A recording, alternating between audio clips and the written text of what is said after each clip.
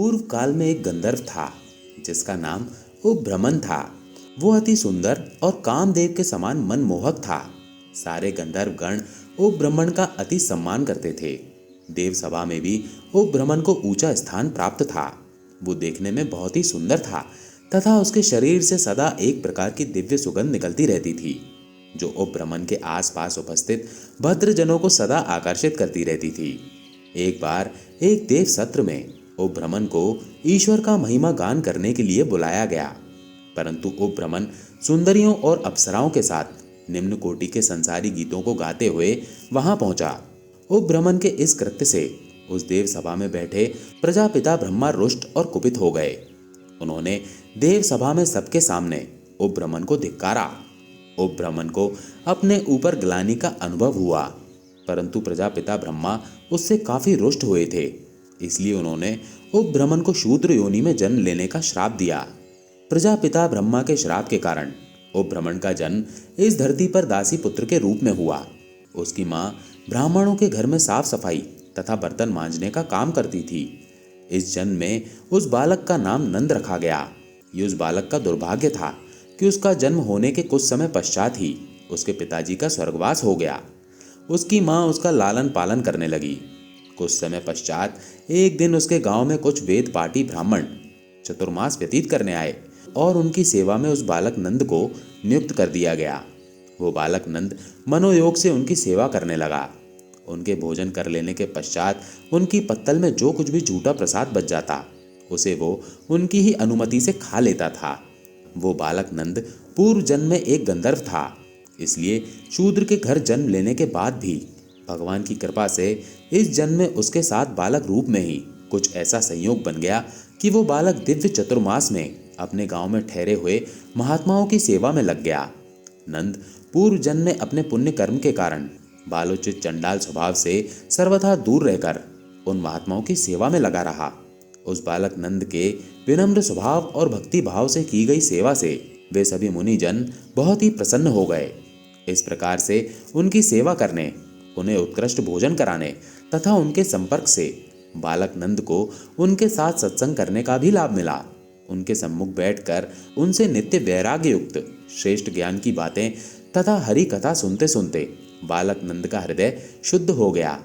भगवान कृष्ण की पूजा अर्चना आदि में उसकी रुचि बढ़ने लगी। वो बालक नंद प्रतिदिन भगवान श्री कृष्ण की कथाएं सुनता था। महात्माओं के कीर्तन भजन सुनने से उसके मन में धीरे धीरे कृष्ण भक्ति पैदा हो गई। चतुर्मास का अंत होते ही वे सभी मुनिजन गांव से वापस जाने की तैयारी करने लगे। उन्होंने गांव से चलने के समय उस बालक नंद को अपना आशीर्वाद देकर उसे उस दिव्य ज्ञान का उपदेश दिया जिससे ये संपूर्ण चराचर जगत मायामयी एवं उसके बाद भगवत स्वरूप दिखने लग जाता है। उन सभी मुनिजनों के गांव से प्रस्थान करने के बाद वो बालक नंद अपनी माता के पास वापस आ गया। एक दिन उसकी माता प्रातः काल गाय का दूध लाने के लिए बाहर निकली। तब उसका पैर एक सर्प पर पड़ गया और सर्प दंश के कारण उनकी मृत्यु हो गई। उस बालक नंद को संसार से पूर्ण विरक्ति हो चुकी थी। उसने भगवान श्री कृष्ण की प्रेरणा से घर छोड़ दिया और उत्तर दिशा की तरफ चलने लगा। वो बालक नंद पहाड़, मैदान, नदी, नाले पार करता हुआ एक भयंकर जंगल में पहुंच गया। वो भूख प्यास से व्याकुल था। तभी वहां उसे एक झरना दिखाई दिया। उसने वहीं जल पिया, स्नान किया और एक पीपल के वृक्ष के नीचे बैठ गया। उसने भगवान श्री कृष्ण को नमस्कार किया और शुद्ध मन से उनका नाम स्मरण करने लगा। उसकी आंखों में से आंसू बहने लगे। हृदय में भगवान श्री कृष्ण का स्वरूप प्रकट हुआ। वो बालक नंद उस स्वरूप पर मोहित हो गया और आंखें खोलकर वो उस स्वरूप को ढूंढने लगा।